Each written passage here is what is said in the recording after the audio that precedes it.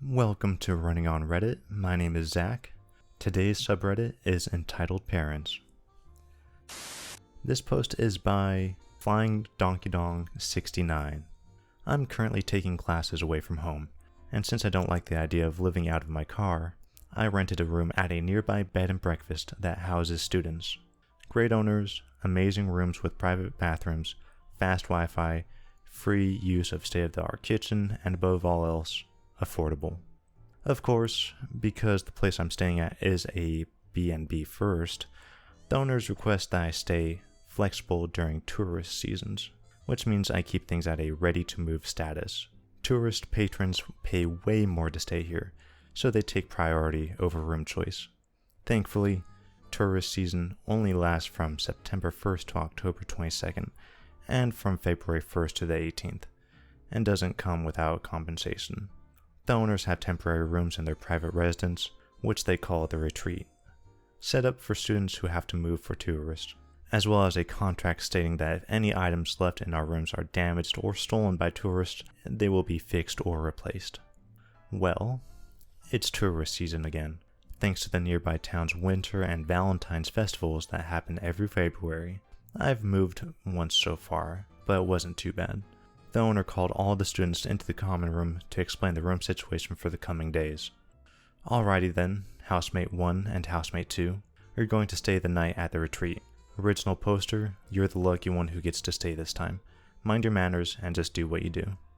Later that day, I'm playing on my Xbox when I'm caught off guard as my door swings open and a family of 3 pour in. The father sets down a couple of luggage bags while the kid starts running around the room. The mother takes one look at me and says, "I was told that you'd be moved out by now. Why are you still here?"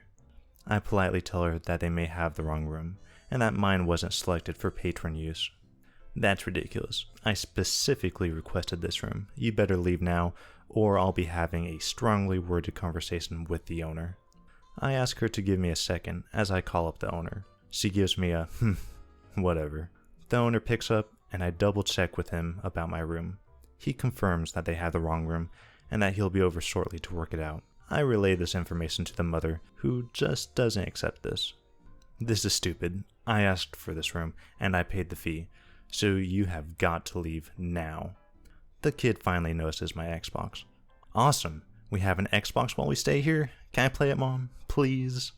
The mom agrees, totally ignoring the fact that she has no right to allow her child to use someone else's things. I keep the controller away from the kid and say that I'm leaving. I'll be taking my Xbox with me. Her brat did not like the answer and began to wail like a banshee. "Now look what you've done. You've made my baby cry. He's gonna be in a bad mood for the rest of our stay now. You better hope the owner is forgiving, cause he's getting an awful earful when he shows up." All this is going on and not a word has been breathed from the dad. He just stands behind his wife, arms crossed and with a mildly discomforted look on his face.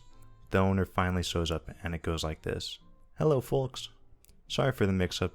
Your room is taken up by this punk, we know. But this is the room I asked for, and it's the room we're getting, or we'll find somewhere else. Ma'am, your bill states that you asked for room 4. This is room 5. I've already made the arrangements for room 4 to be used, so if you could please just follow me, we'll get your family set up right away." No, this room has an Xbox video game entertainer. Yes, she did call it that, and my son wants to use it while we stay here. It's this room or nothing. You'll be hard pressed to find another place with vacancy during the festival.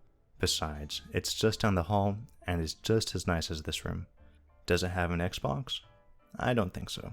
Then it's this room or we take the Xbox with us. I interject, saying that no one is taking or using my Xbox without my permission. "Why do you even have that thing anyways?" they say.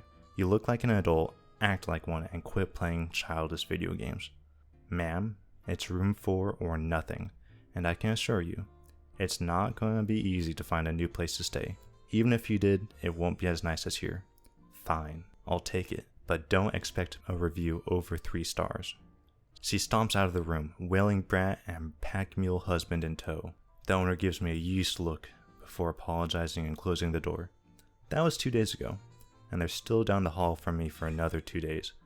The kid has had at least 4 very audible temper tantrums since then. That sounds like a bad customer. I mean, they're not super bad, but honestly, do you want to be serving someone who's literally said they won't give you a good review at all, no matter what? And it's also the original poster's property. You can't really just expect them to hand it over to the entitled kid, you know? This next post is by Shy Girl Turned Sassy. My crazy entitled aunt, whom you all know so well by now, had an annoying habit, one of her many annoying habits, to just storm in when I was changing clothes. The door would be closed, and if it wasn't locked, she would let herself in. My protest that I might be in a state of undress fell on deaf ears, as did any insistence that she knocks before entrance, like a civilized human being would. The following incidents happened when I was either 18 or 19. Aunt and her husband were over for a visit. I was in my room, changing my clothes. My bedroom door had a small defect. It wouldn't lock properly, so anytime it was closed, my dad, stepmom, and stepbrother would either knock or ask if they could come in. Not entitled aunt though, of course. She considered herself above such frivolous courtesies. She could come into rooms as and when she saw fit, and mere mortals would just have to live with it. Unfortunately for her, this mere mortal had had enough of her privacy being invaded. My top was off when I heard the door begin to creak open. I yelled, "I'm changing, wait outside." As expected, Aunt didn't listen and was about to stick her head in when I swiftly reached the door, pulled it back a little, and slammed it hard into Aunt's thick skull. Not enough to crack her skull, but enough to hurt. Aunt let out a howl that instantly brought a smile to my face. She went downstairs whining. I followed. She yelled at my dad about what I had done. My dad and uncle, Aunt's husband, were drinking at the time and were uncharacteristically chilled. Dad just looked at her, then looked at me, and said something like, "Yeah, don't do that." My uncle just burst out laughing, as his wife getting her head banged was the funniest thing he had ever heard.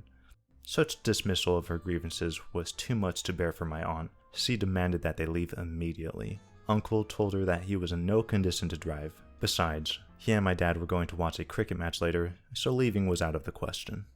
Aunt dialed my cousin's number, believing wholeheartedly that her son would come to her aid, but judging from the end of her conversation, cousin was out with his friends and wasn't going to drive all the way over to deal with her stupid butt, and why couldn't she just stop getting into unnecessary squabbles? Aunt had no options left. She sat down on the couch while holding against her head the ice pack my stepmom had brought for her. Her anger was boiling over, but was completely ignored by my happy dad and uncle. It was a lovely evening. It kind of sounds like the entitled aunt was doing that on purpose, just willy-nilly invading her niece's privacy just because. Like, honestly, if you've been over that many times and you've heard it so many times before, you would know to knock and just wait. Well, that's what you get. The mere mortal striking back. This next post is by Prawley DBS 9001. Background. I usually sleep in my underwear during summer, since it gets hot in my house.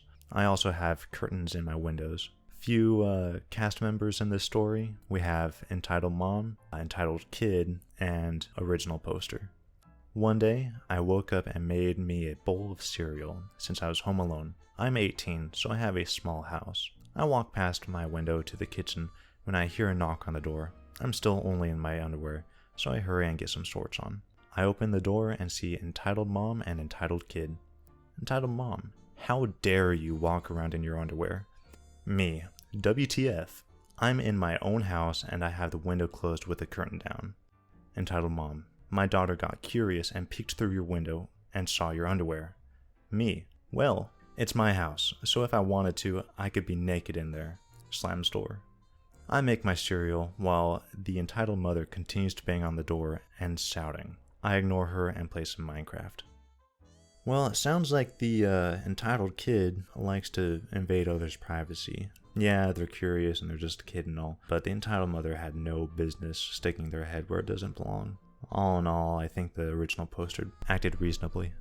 Let me know what your guys' thoughts are on this post. What would you have done in this situation, and do you think they acted rationally? Let me know.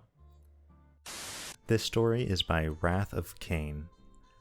Dear entitled mother, thank you so very much for your complete and utter lack of patience when getting on the bus. which resulted in breaking part of my $55,000 wheelchair and me needing to call the police for help. So, I was on the bus tonight heading to a workshop that I was fairly excited for. Things were great until slightly before my stop when two adults caught on, one with a toddler and the other wheeling a stroller. It is strict corporate policy that all strollers must be folded up before being brought onto the bus, but not enough for drivers to actually enforce it. And this was one of those monster Cadillac strollers to boot. Entitled mother brought her unfolded stroller on the bus, and seeing the front entirely occupied by disabled people, including myself, decided to push past toward the back. Only her behemoth of a stroller wouldn't fit in the space available, and she started ramming it along my wheelchair to plow it through. "Hey, watch out!" Entitled mother keeps trying to squeeze through. "Careful! I can feel you tugging at my stuff." And the entitled mother doesn't stop. Finally, she managed to push through and move back. I fumed for the next few blocks, pushed the button for my stop, turned on my wheelchair, and got a left brake disconnected error. I tried again. Repeated errors. Uh-oh. The next several minutes were spent with the bus pulled over, passengers getting mad at me for causing a delay, while I panicked trying to figure out how to get off of the bus. Finally, a guy flipped my electric/freewheel release switch on and off several times, and that managed to convince my chair to work for me, just enough to get off my bus and get about 15 feet away, before my chair suddenly turned itself off. I turned it back on. It started throwing up a charger inhibit error, which is basically the error you get when you try to start moving when you're still plugged into the wall outlet. The next hour was a progression of events that saw me sitting on the ground with the back of my chair opened up as I went through everything, trying to figure out what the ever-loving was going on. I even called the police because I wasn't sure how I'd be able to get home. My wheelchair repair company doesn't have after-hours service. In the end, I discovered that two different things had gotten disconnected, and when I fixed them, my chair started up just fine. The lovely officer helped me to get the cover back on my chair, and more importantly, helped me get safely back into my chair. I said screw it, skipped the workshop, went home, showered the icky sidewalk off of me, and had a couple of beers. None of this would have happened if that entitled mother had just taken 1 second to fold her stroller up, or, I don't know, stopped when I repeatedly asked her to. But no, she was far too important to do something so basic like that. And yes, my wheelchair is actually $55,000. I know that sounds like a lot, but according to the order form I just looked at, the joystick cover alone is $85. It doesn't surprise me at all. It has 3 different tilt/adjustment settings that drives the cost up enormously. I love shouting at people who drive too close to me that my wheelchair costs more than their car. I hate to say it, but it is public transportation. You can't always expect the best manners and etiquette on a bus. The entitled mother still should have been a bit more careful, especially around a wheelchair. I think that's common knowledge. When you see something like that, you take caution, you take care. Go ahead and check out the next videos.